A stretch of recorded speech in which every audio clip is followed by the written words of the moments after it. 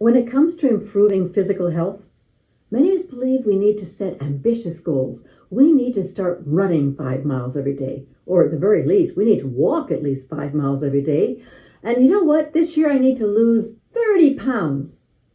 And yet, statistics say that by the end of January, we're losing our desire, or at least our focus, to do that.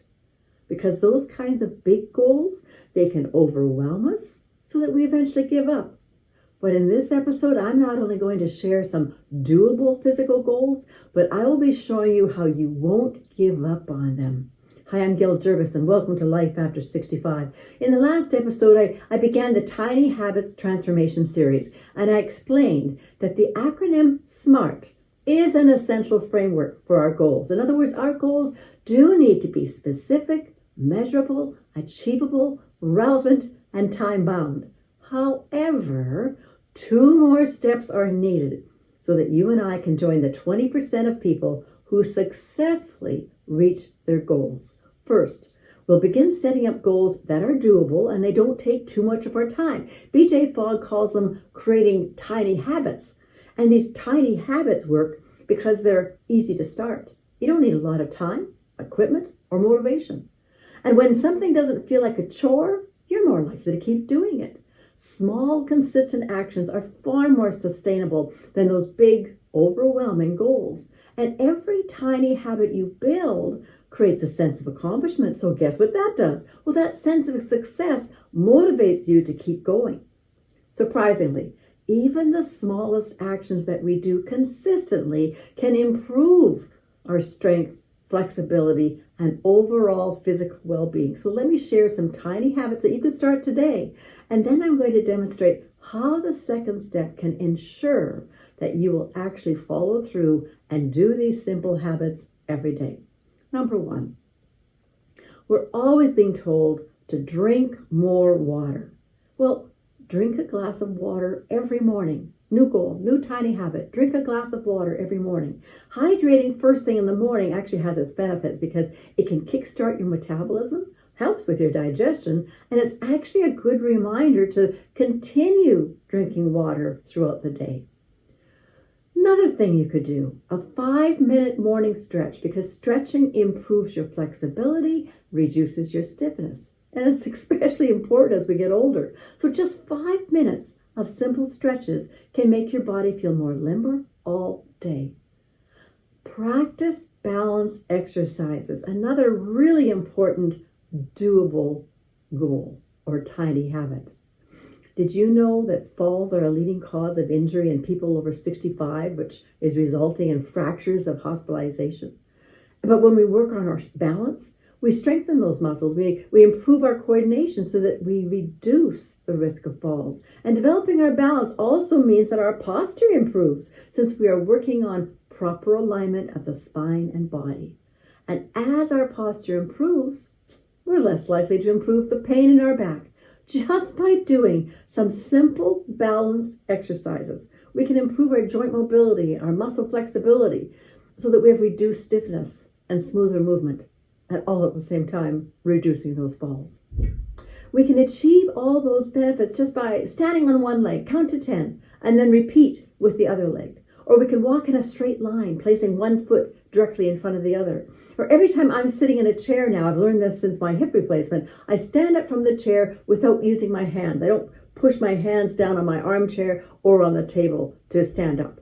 It actually builds your leg strength. Now take a 10-minute walk after meals. Did you hear that? Take a 10-minute walk after meal.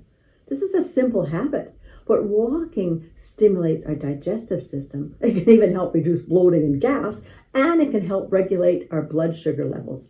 These short walks actually help us burn calories and boost our energy levels. These short 10-minute walks reduces our stress and improves our cardiovascular health. So if we said that we're going to take a 10-minute walk after every meal, well, that's simple to do, and yet it has so many benefits. Another simple, doable goal: eat a piece of fruit daily. It's a simple, doable activity with an unbelievable number of benefits. I mean, fruits are rich in vitamins and minerals like vitamin C and potassium, and they all support various bodily functions. These nutrients are vital for maintaining a strong immune system, healthy skin, proper organ function. And many fruits like apples and pears and berries are excellent sources of dietary fiber, which aids digestion, prevents constipation, supports gut health. Fiber also helps regulate blood sugar levels, promotes a feeling of wellness, aiding in weight management. Many fruits, such as blueberries, oranges, and grapes, are loaded with antioxidants that combat oxidative stress and reduce inflammation in the body. Fruits like bananas, oranges, and avocados provide potassium, which helps regulate your blood pressure, maintains a healthy heart. The natural compounds in fruit can even lower your cholesterol levels, improve overall cardiovascular health.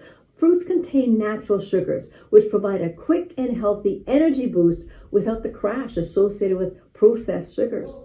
Pairing fruit with protein, like nuts or yogurt, can offer sustained energy throughout the day. Unbelievable. There are so many benefits.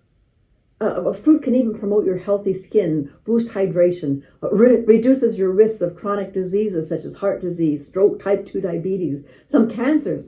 Any one of those reasons should tell us that actually eating fruit every day, even if it's just one piece, but perhaps that one tiny habit might extend to another tiny habit, another time when you might eat that second piece of fruit, because fruit is beneficial.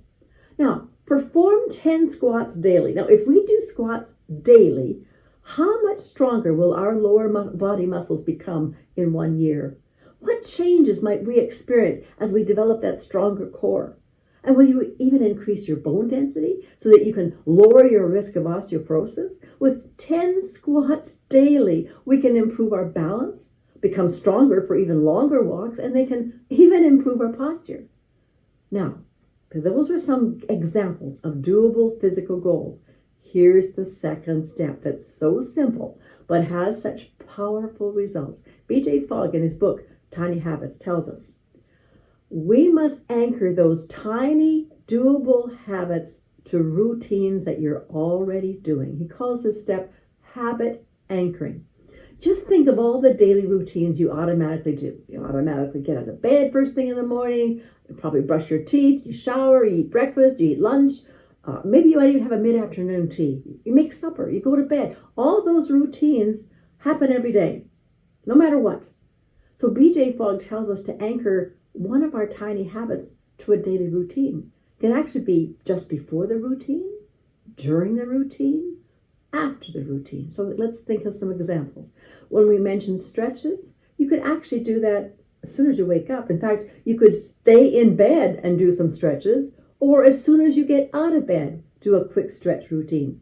And waking up is your cue. That's stretching. It's just that automatic next step to do. Or can you do balance exercises while you're brushing your teeth? Or perhaps if you're having a lot of problems with balance, maybe right after you brush your teeth or right before you brush your teeth. But you know that that's the time when I brush my teeth, is when I do my balance exercises, which means that you get to practice your balance, 2, 3 times a day? I mean, you could use that time for different kinds of balance exercises for each time. Now, 10 squats. When can you do 10 squats? Well, you know what? When you're showering, you could actually do 10 squats, or you could do 10 squats just after your shower. I mean, find a routine that just, I just automatically got to do my 10 squats. Drink water, we said. Well, when can you drink water every day? Well, you could do them while you're waiting for coffee. And if you're a coffee drinker, use the time your coffee is brewing to just drink that glass of water. It's a simple pairing that fits seamlessly into your morning. And now we mentioned 10-minute walks. Well, that's easy enough to do right after a meal. I think it's just time for me to just go for a little walk. If it can't be outside, it can sure be a little walk at least around the house. If you have a treadmill, 10-minute walk on the treadmill. Make it a habit, though, to step outside right after lunch or dinner, because obviously being outside is helpful. Hopefully you can get your vitamin D. You can, but the only problem is that for some of us in a cold climate, it's very often too cold or rainy at least for me to go outside. I'm always concerned about slipping or falling on some ice. But what you could do right after a meal, play 3 different upbeat songs you enjoy. Just walk on the spot. Just get your heart moving a little bit. And as I said about the 10 squats, well, you can, if you don't want to do them in the shower, well, if you watch TV every day, use that as your cue to do your squats. What I've been doing is I've been keeping my set of hand weights by the sofa, and I do different sets of weights while I'm watching a show. Every time you sit at the kitchen table, when you get up, here's your automatic thought. You don't use the table or the armchair to help you get up. You use your muscles and stand up from the chair. You're using muscles. The beauty of anchoring any new goal to a daily routine is that we can actually also introduce a bigger habit as long as it's easy to do before, during, or after one of your routines. For example, you could still do all these small goals, but perhaps you might want to extend one habit of, you might want to say, I'd like to exercise for 30 minutes a day. Is this a doable goal? Ask yourself. Have you already begun exercising for 15 minutes every day? And you know that you have the time and perhaps the energy, the health, to add 15 more minutes? Do you know how you're going to anchor this habit to one of your daily routines? For most of us, we might add that longer set of exercises before or after breakfast. Now I have a simple challenge for you. Just write down one tiny physical habit that you want to try for 1 to 2 weeks. Be clear how you're anchoring this habit to one of your daily routines. And now, most importantly, don't worry about perfection. It's okay to miss a day. But because your goal is attached to a daily routine, it's easier to focus on it again the next day. Like, oh, I've got to get back to doing this. And remember that building our physical health doesn't have to be complicated or time-consuming. Just keep your physical goals small and achievable and linked to a daily routine. And you and I are going to have far more success than trying to keep the larger goals, but keep failing. So if you found this video helpful, please subscribe and click notify for more great content. And I'd love to read your comment below. Share your experiences. Perhaps you're trying out some tiny habits for your physical development. In the next video, I'll be suggesting some tiny habits that can help improve our emotional well-being, and again, how we can successfully implement them. I hope you'll join me. Until then, take care. Remember, small steps can lead to big transformations.